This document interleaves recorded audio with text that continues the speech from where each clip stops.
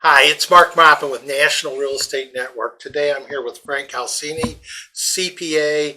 He's also a real estate investor. What I'm totally excited about is I've heard Frank speak before. He's one of the most knowledgeable guys I know, especially for real estate investors. Well, actually for any business because you're a full-time CPA, you Yes. handle all kinds of businesses. But he's the guy that comes to our real estate club meetings and goes to a lot of them, very knowledgeable.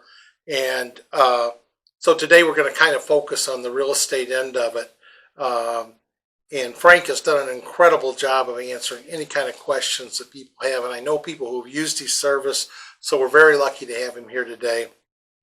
So, and what we want you to do is prepare for November the 10th. That's a Tuesday, because we're going to give you this is a preview of what's coming up, but you can get your questions in ahead of time. So I should shut up and let Frank talk for a second. So Well, thank you for having me.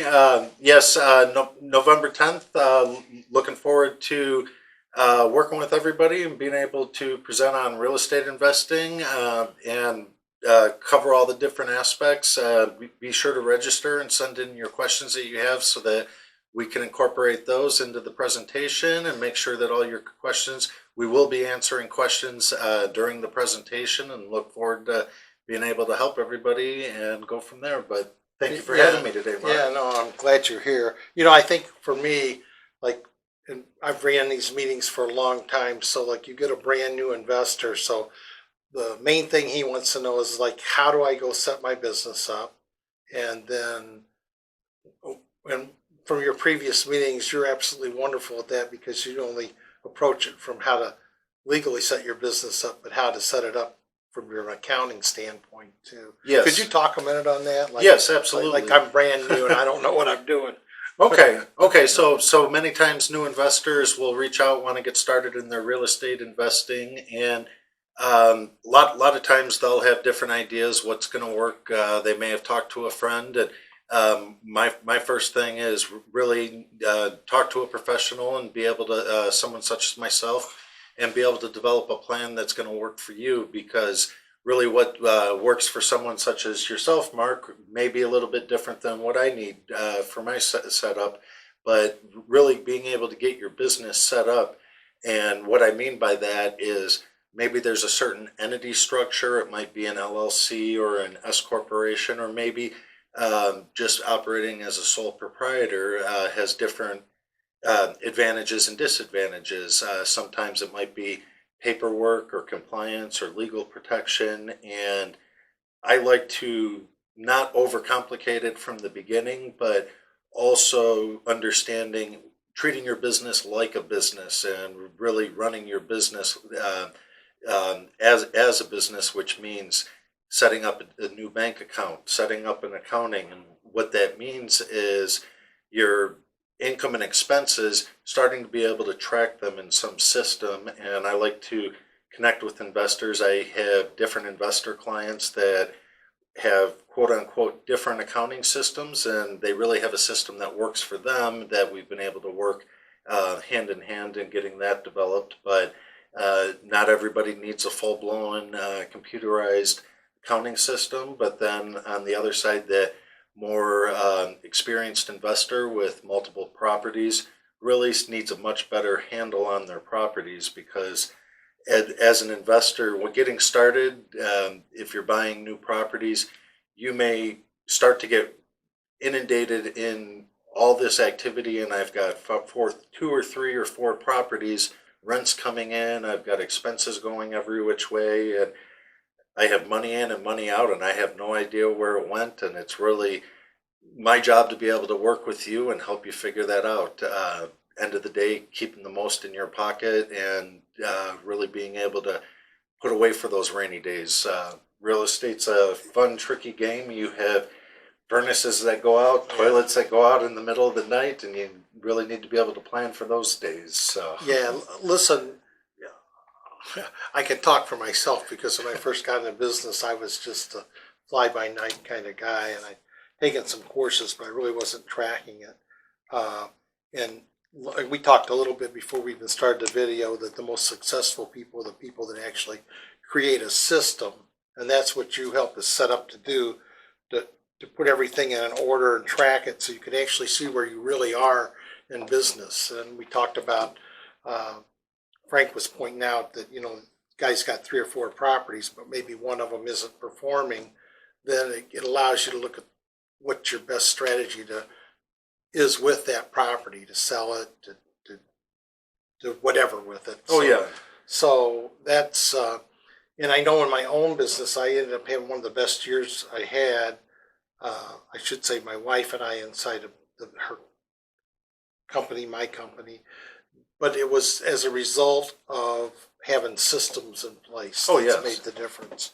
So, And really, I mean, as you said, with properties, somebody may have 3 or 4 properties.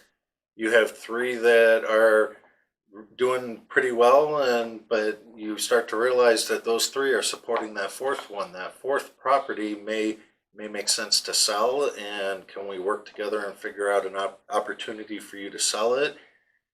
Minimize your tax, eliminate your tax, defer your tax, or maybe just pay that tax if it's going to make sense.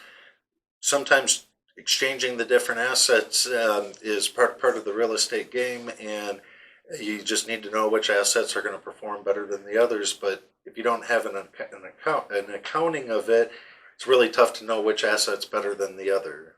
so I'll put Frank on the spot a little, because when I first started out, we had all rental properties, and it was to buy a rental property and stay in the rental game.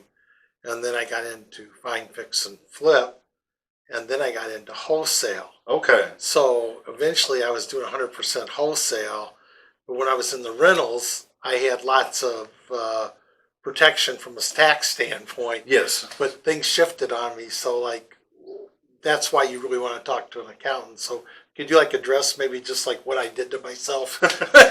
So I run into that often. A lot of times, someone like you, your business really changed and evolved, and I like to say you went from 1 to 2 to 3 different businesses, and really understanding you were a real estate investor, then you were more active, and those have different tax consequences. And real estate's real estate is real estate, I hear often, but really how you structure your business. And I try not to have someone such as yourself set up 3, 4 different entities and bank accounts, but depending on the level of activity, it may have made sense, but we would have probably been able to measure any tax exposure you had, put that money in maybe the flipping or the wholesaling or the rental.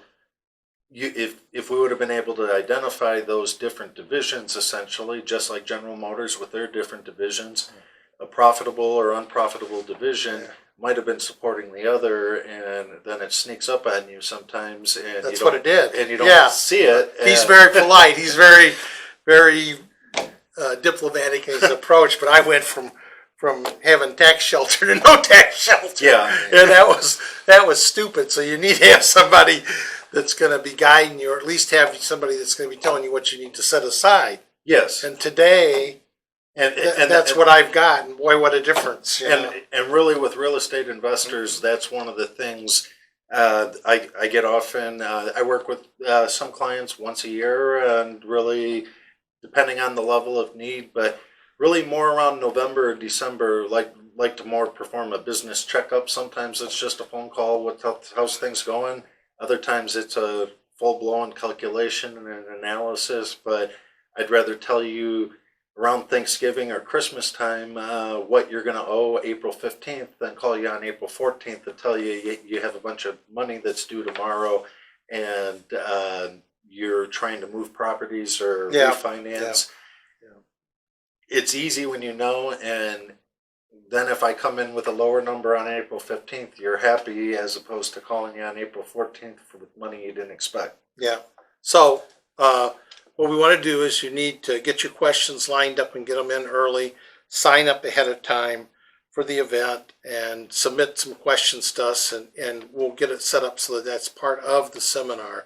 But for people who want to get hold of you right now, and this is another thing, Frank, you've even got a system where I could call you up and talk to you for 20 Yes. minutes, right? So if you go online to cpanerd.com, cpanerd.com, it'll take you to a website with my links on there, and the top link is a 20-minute consultation. It allows you to set up a time with me. I have some various times available, and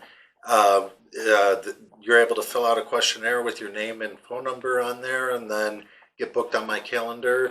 And then a lot of times I have times that I speak with people just starting out or looking for some advice.